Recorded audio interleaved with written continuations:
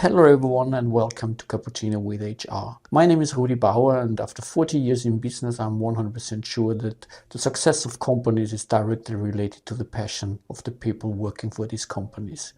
With the Cappuccino of HR we created a format where we really invite people, it's HR leaders, it's recruiters, it's talent acquisition guys, and we're talking about all the different kind of topics, and the range is going from AI of course to new work, to leadership, and all the challenges along the way. Yeah, hello and welcome to another episode of Cappuccino with HR. And today we are diving into what are really shapes how employees feel about the workplace. I think it's the everyday interactions, it's the micro moments, and of course it's the structure behind it. And we call the episode Building Employee Experience Through Everyday Interactions. And my guest today is Andreas Mayer. He's the Director of Employee Experience and Operational Excellence. And I love this combination with the end in between at ING Deutschland. So Andreas, really welcome. Thank you for taking your time and sharing thoughts and ideas with us. Hello and welcome. Thank you, Rudi, for being the guest in this podcast. Very happy to be here with you today. Before we start, Andreas, may I ask you to briefly introduce yourself in a few sentences? Sure. So yeah, my name is Andreas Mayer. You already mentioned it that I work for ING. I have been in the last 7 years the COO for Global HR, and since March of 25, I'm now in this new position.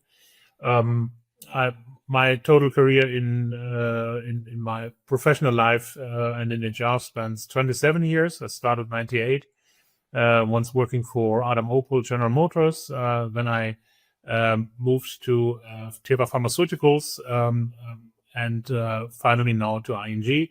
And I think in these 27 years, I think indeed my main areas that I was working in was always in the area of HR operations, people services, as we call it now as well. And out of that, actually, these two, let's say, dimensions of employee experience and operational excellence are actually a kind of surrogate of my career so far. So what you do in HR operations is it's all about effectiveness, efficiency, and providing a great experience. Mm-hmm. And I need to ask another question, which I ask everyone coming into my podcast, as it's called Cappuccino with HR. What's your favorite? What's your favorite coffee, Andreas?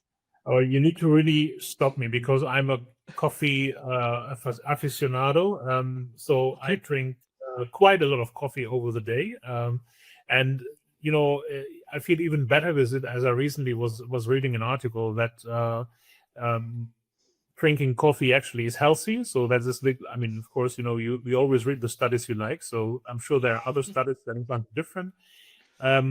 No, but you know, my favorite coffee is I'm I would say a very old school person, not only when it comes to coffee, also in many other regards. But I just love the brewed coffee, the filter coffee from a very traditional filter machine that I'm using. I mown the beans every morning.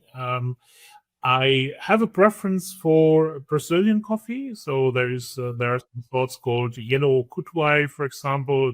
Probably most people don't know, or you know, the coffee from Santos, where it's actually it's not coffee growing there in this area, but it's made there.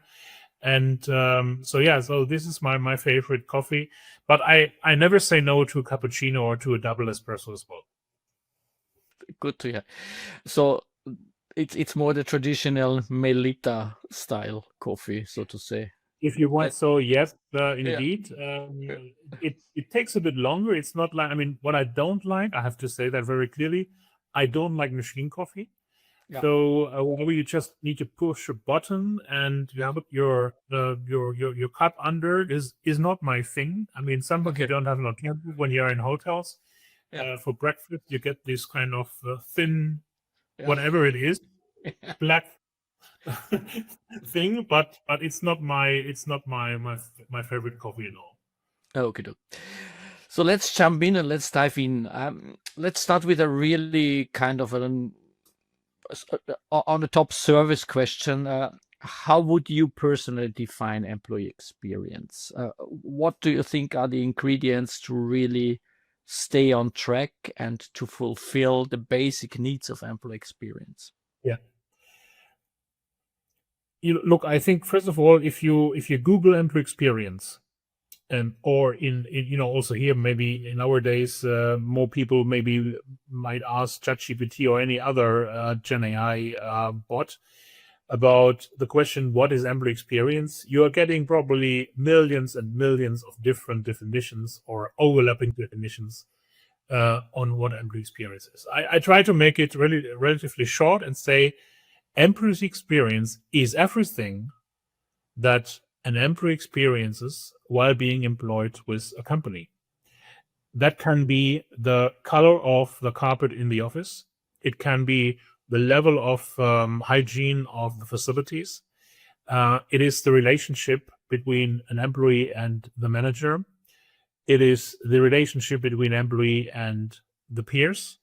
And it is certainly also anything that comes from either HR, IT, finance, support companies, support functions who deliver service to the employees. So all of this together, aggregated, is employee experience. Mm-hmm.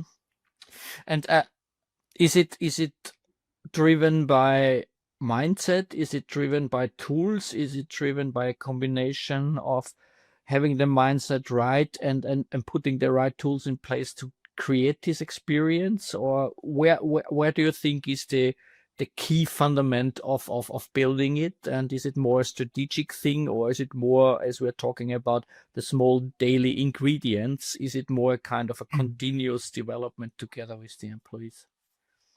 Yeah, so I first start what it is not, and then we come to what it is from my perspective. It is not, let's say, something to make employees happy. That is what it's not. It's not about making employees happy. Some people mix that up. Okay, fine. They say great employee experience means happy employees. No. What it means, and we come also here already to the question about the strategic element of employee experience. Employee experience, at the end of the day, delivers a higher productivity of employees. It delivers a higher employee engagement, and by that is increasing enormously the business value.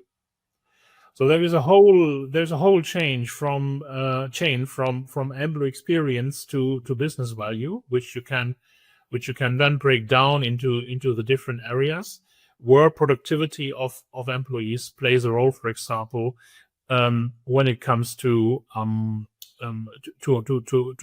higher business value and to generate business value in itself. There's a very famous quote, and it's probably used a lot by employee experience nerds like myself, from Sir Richard Branson from Virgin Records. He said, "Customers don't come first; employees come first. If you take good care of your employees, they will take good care of the customers." And I think that is an important piece of definition of what employee experience can do.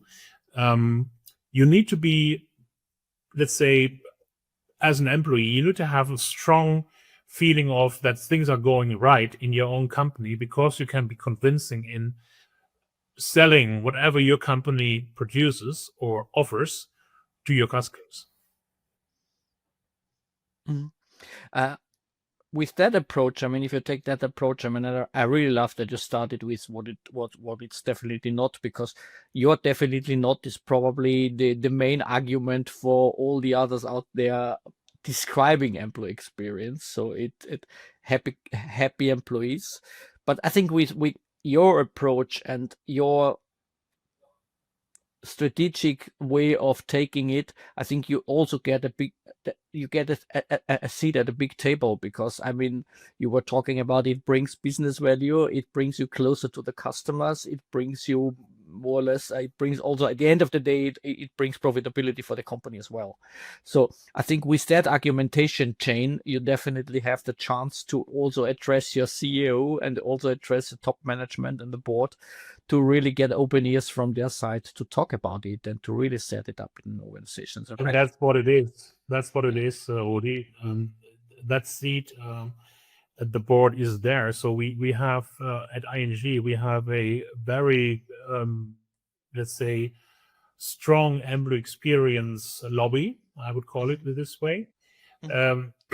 We focus a lot, and I think this is an issue when you know, given that I'm sitting in Germany, but I'm not so sure that it's so different in Austria, Rudi. Yeah. You hear in public discussions a lot about bureaucracy. You hear a lot about the let's say the things that hold us back as a country, in terms of getting more competitive and getting more faster and making better decisions. And it has a lot to do with an overwhelming bureaucracy. Now we have bureaucracy also in organizations, and the same, let's say, challenge of bureaucracy is certainly also there in ING. So what we have done a couple of years ago already, we started that. I'm not saying that it's already finished, but we have started it, is to fight bureaucracy and to connect that very strongly with the employee experience, let's say, stream that we have. So just to give you a little bit more tangibility in this conversation that you and me have, we had once in our global HR solution Workday, we had many processes where a high number of approvals were required to make certain things happen. Like, for example, I go on vacation, I'm sick, I need to take a day off for whatever reason. And every time you need to have certain approvals before that could even be entered into the system. Now we have looked into this, and we have actually said, look, why do we need to give an approval if somebody is sick? If somebody is sick, there's nothing to do about it, and the manager cannot disagree with it. And with that, and because you mentioned the mindset thing, the mindset is something that is extremely important when we look on employees. So just to finish my example, we were able to reduce the number of approvals by 75% across all HR processes by changing the mindset of how we look on certain processes. And this is my point now that I want to make. Going back to the, let's say, early days of HR, I would say that HR had a kind of idea about being a police function for the employees as well. So it was a lot about controlling employees, that they do the right thing and that they don't do the wrong thing. But that has led to a lot of control mechanisms in all our HR processes that require time. That require time for the manager, it requires time for the employee, it requires time sometimes for a third party to fulfill all of these control steps. Why do we do this? Because we had in mind that employees potentially can do something wrong. Now, but the mindset change that we have done is that we said, okay, we agree that a very small fraction of the total employee population that you have in a company, let's say it's 0.2, 0.3%, might be able to do something wrong because they intentionally don't want to do something wrong. But then we have 99.8% of employees who don't have the intention. Yeah, they might be do something wrong by mistake, but it's still not an intentional wrongdoing. And we have, however, designed a lot of our HR processes around these 0.2% and made it very difficult for the 99.8%. That is what we have flipped around. We are now doing the processes for those who just want to have easy, lean processes and want to have a very quick delivery of the service. Whereas we say, okay, somehow we still need to catch those 0.2%, these handful of people. We do snap reports, and we do sample checks to make sure that we are not having anyone who's doing something wrong. But that has changed a lot in the way how now employees perceive the services that they receive. How difficult was it to convince the board and the managers and leaders that this trust is a kind of a well-placed trust? Yeah, here comes the point. I think, and then this is, I don't think it's different in any other company. You have the board relatively quick with that. I mean, you tell them, okay, this is what we want to do. Yeah. You can give numbers and data about that, and they will say immediately yes. So that is top level, top of the house. Yeah. The challenge starts at the working level. So when you talk to the people in risk, the people in tax, the people in other areas, and they come with good arguments. I'm not saying with wrong arguments or with just stupid arguments, but they come with good arguments. And this is where you then have to find ways so that you do not put the company at risk in terms of being too generous with the process you have, but having, let's say, still some control level in place, but it's behind the scenes. So it's not an employee facing control. It's a behind the scene control. Like what I said is you do sample checks. You do regular sample checks, documented sample checks. You do enough of them, but it's not bothering the employee anymore. Mm-hmm. It's a little bit like the control mechanisms at the railways, where they just put the kind of black capped people in the train checking if you have bought a train ticket. Yeah, more or less. Yeah. Yeah. And how easy was it to convince all of the employees? Because at the end of the day, what you have done, you have shifted the kind of responsibility from processes and management down to the employees themselves. How easy, because I sometimes have the impression that it's empowerment is, I mean, I always try to empower my teams, and I always more or less force them sometimes really into that role as well, because I want to have a kind of a thinking organization, and I want to have people that are really using their brains. Yeah.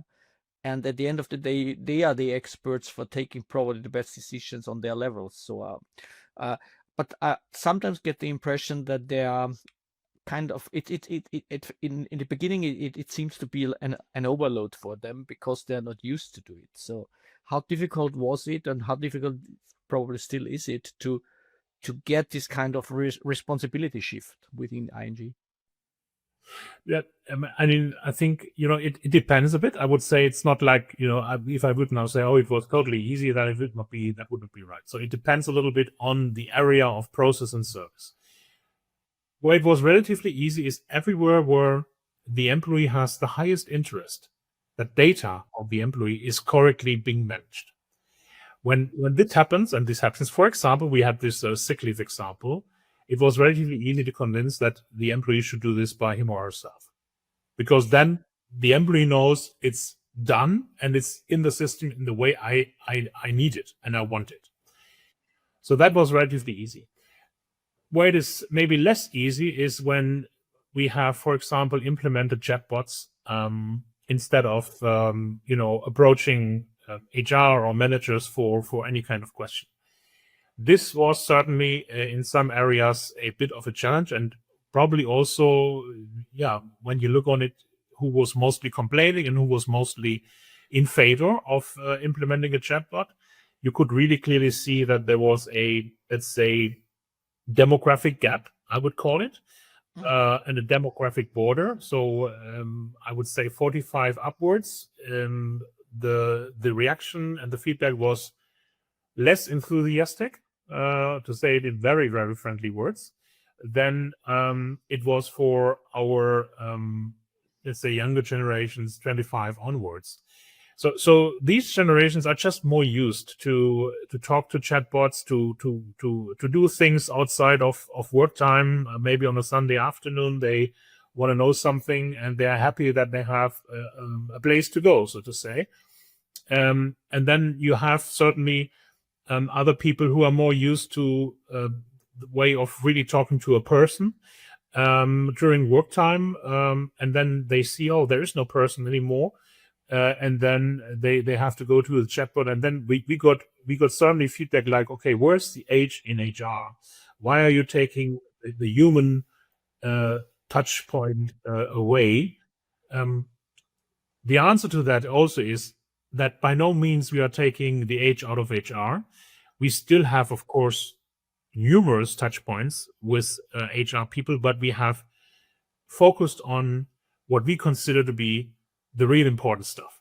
Yeah. So similar to, because we are a bank. So when you look on bank business, lots of transactions today are done also just online. You don't need anyone anymore to serve you for making a payment from your own account to another account. You just do it by yourself, no human touch point. But when you want to buy an apartment, a house, or you need a larger mortgage, you want to talk to somebody, you want to ask, what's the best thing I can do here? The terms, the length of the mortgage payback, etc., etc. And this is where you need consultation. And similar to HR, we have areas where it's extremely important, like in the development area, discussing career paths when it comes to maybe a relocation, etc., etc. But when it comes to the more transactional stuff, it is done straight through processing without any human touch.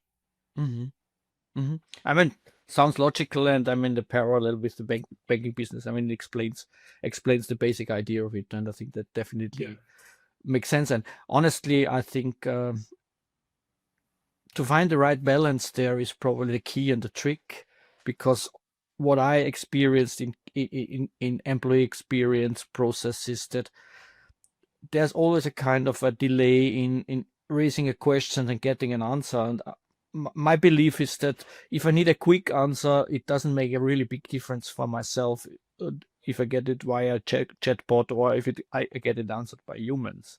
And then there's these really important things. I mean, if somebody gets sick, if something happens within a family, then you probably need this kind of psychological safety. You need the human element on the other side, and getting a kind of a solution for that in a very specific case. Then, yeah, fully agree. We call that in the employee experience language the moments that matter.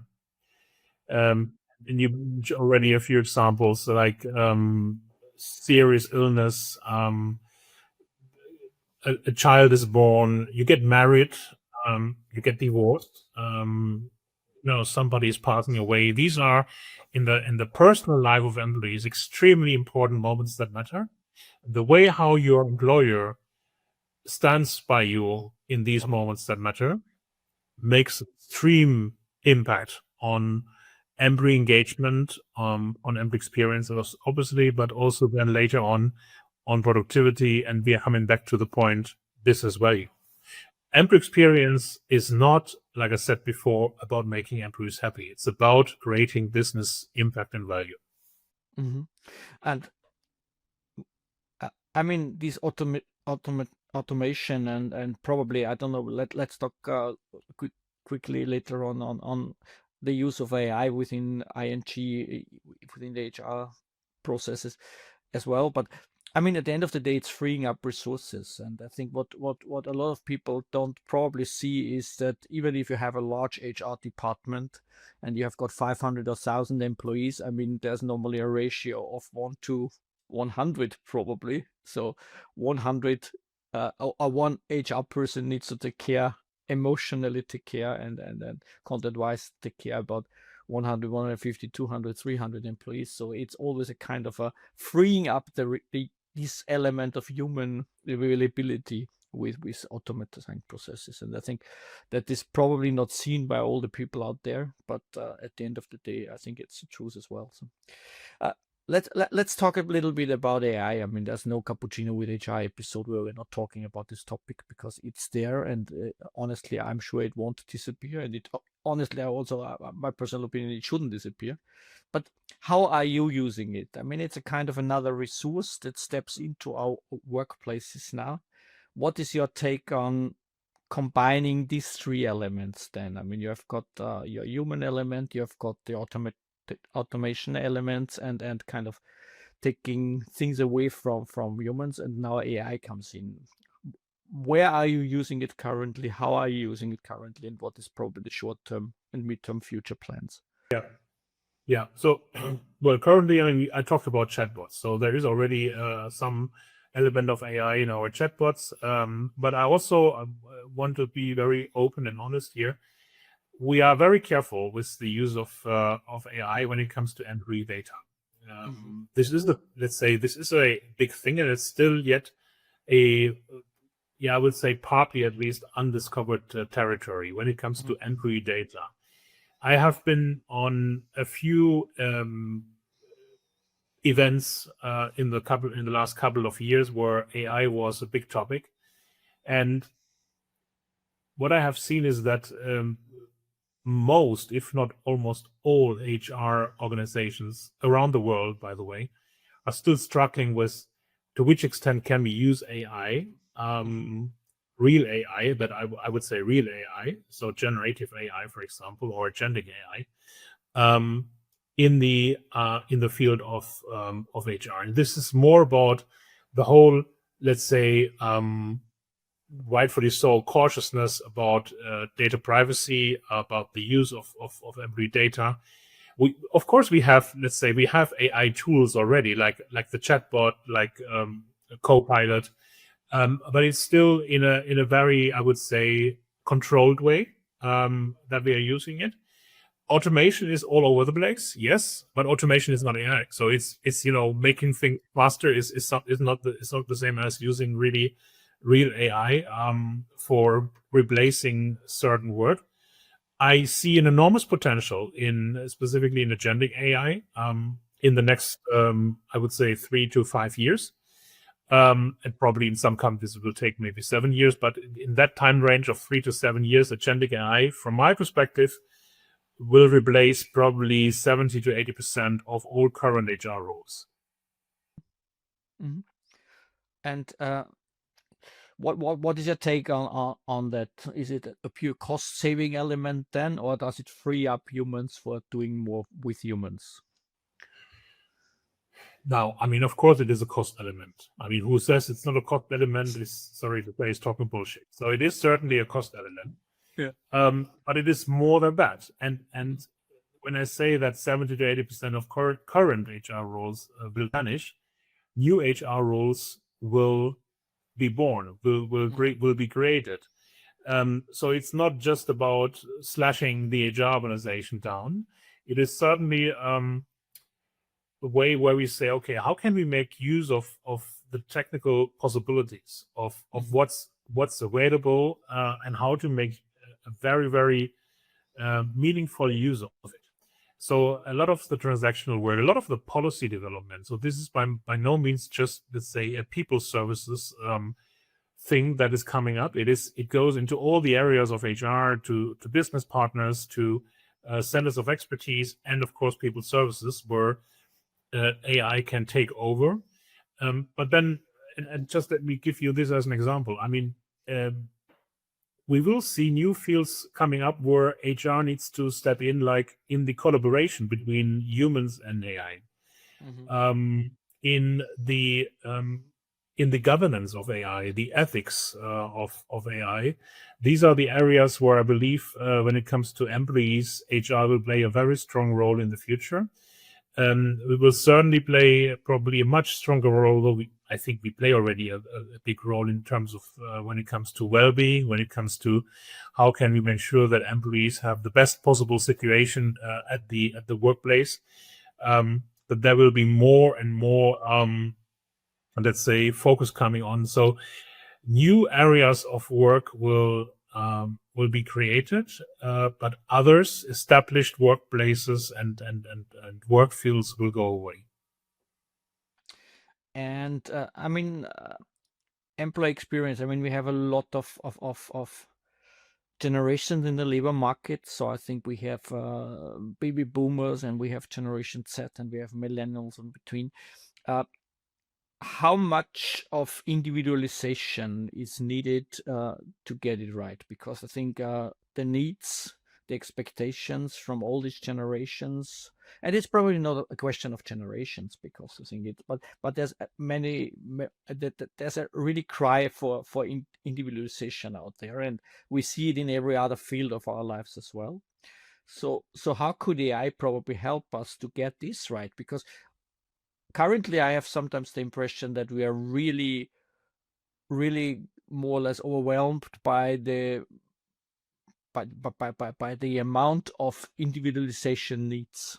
So everybody's expecting something else, and it's not only the color of the carpet in the office; it's so many other things. Yeah, and well, the question is also now. I'm looking now on it from an employer perspective, and then I will come to the employee perspective. So, from an employer perspective, the question is always how much individualization do you really want?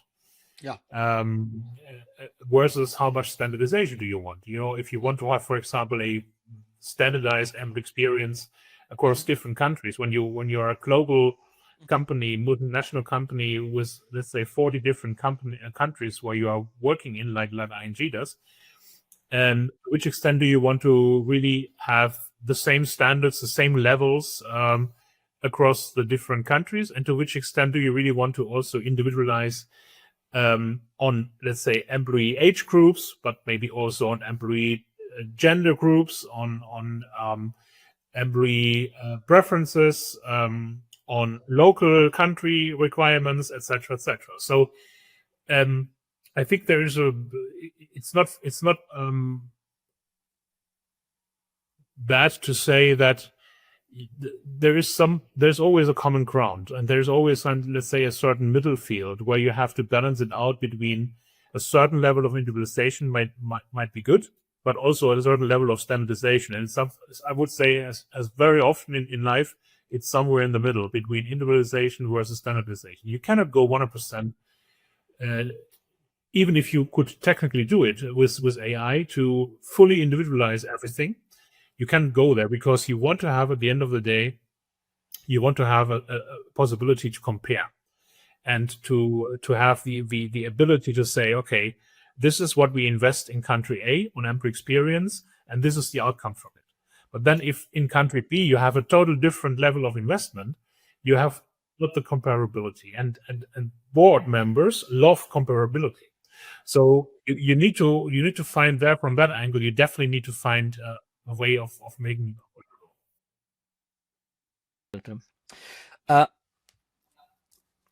sometimes if I look on our society, and it's not, I'm definitely not bashing, it's not the approach of bashing it. So, but what I see sometimes is that we run into the danger as organizations, as companies, because finally, at the end of the day, I think the agreement between an employee and an employer is still a commercial agreement, and it's a kind of contract. It's signed from both sides. It's, on one hand, we tell them what we expect from them, and on the other hand, they get the kind of what they get for it. So at the end of the day, it in the core, it was, and it stays in commercial agreement. Then we have this kind of all the influences that we see. I mean, yeah, I'm turning 60 next year, so I mean, I think honestly, my guests for my birthday party would expect to come down from sky with a parachute, because we live in this kind of overwhelming world where everything needs to be a kind of an adventure, everything needs to be a kind of extremely special. And do you see this, or how important is it to really see this? I call it Disneyfication effect. Yeah, everything needs to be the overmost experience. How could we bring this kind of common understanding back to a level where the expectations are set right for both sides? Yeah, well, look, my opinion is that this Disneyfication that you mentioned, I think it comes with when times are relatively good, and you have to, let's say, do a lot for your employees, because of you are getting a lot of profit. The market is doing well. The work market the job market is doing well. So there's a lot of competition as well around employees. In those days, you tend, as an employer, to do a bit more that goes a little bit maybe over what you could consider to be common sense. Yeah. Then there will be other times coming, unfortunately. But it's like what I have 27 years, as I mentioned before, in my career. So you see that times are coming. Then they are coming. The other times are coming back. So you have it's like a roller coaster in a way. And obviously, what I would like to say, and this is sometimes maybe a bit misunderstood, your manager and your employer is not your friend. Your peers are not your family. Yeah. As you said before, this is a contract that you have with another party, and you're supposed to deliver great work for the money you get. So this is not very romantic, what I'm not saying, and I'm fully aware about that. But at the end of the day, this is what it is, and we are trying from both sides, as an employer, and as an employee. We try to create values for the company, Yeah. but also values for the employee. This is what it is all about: creating value on both sides. Yeah. And everything that helps us to get there is very much welcome. Everything that stands in our way, we should take away. Yeah, I think that's a really good summary. And looking at the small red clock that Ivana mentioned at the very beginning, we are at 35 minutes, so we're really coming to the close end. But I want to do two things with you now. You probably have no clue because it was not in the document till today morning. What I normally try to do is I play a short round of this was that questions, and I would probably ask you 3, 4, 5 this or that questions, and I would ask you to give a spontaneous, without even thinking, answer on it. The first one is high-tech HR or high-touch HR? High-touch tech HR. Okay. Standardized processes or hyper-personal experiences? Best possible experience. Employee surveys or ongoing pulse conversations? Ongoing pulse conversations. Policy clarity or manager empowerment?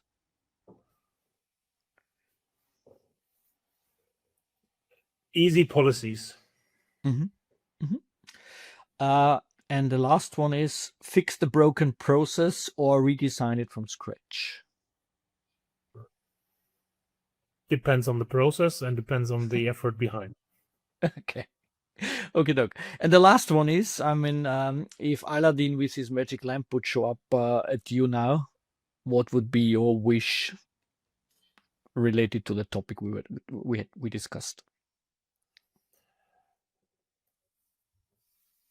The wish would be that we could remove, basically, in any process, the bureaucracy and the control and approval burden we have, and see employees as what they are. They are very, very rational, very well educated people who just want to do their work without being hindered by very often unnecessary bureaucratic steps. That's a good one. That's a really good one. Andreas, thank you very much for taking your time. I think it was a really inspiring conversation for me, and I think the audience will love it as well. So thank you so much for your time. It was a great pleasure. And for the audience, we really try to get Andreas to our World Congress in Berlin as well. So probably he finds a slot in his busy calendar, but it would be really great to continue the discussion there in one of our formats that we have on stage there. So hopefully we see each other in July in Berlin, Andreas, and thank you very much. And to the audience, please stay tuned for what's coming up next. Thank you. Goodbye. Thank you very much. It was really a pleasure for me as well. It was a great conversation. I really enjoyed it. Thank you, Rudi. Thank you for watching Cappuccino with HR. If you enjoy this kind of conversations, please don't forget to hit the subscribe button. Then you get all this kind of upfront information, your upcoming episodes, and all my nice guests. Cappuccino with HR is brought to you by We Are Developers, Europe's #1 developer community and a leading platform for connecting HR and companies together with developers. If you want to learn more, visit us on wearedevelopers.com. Thank you again for watching, and see you next time on Cappuccino with HR.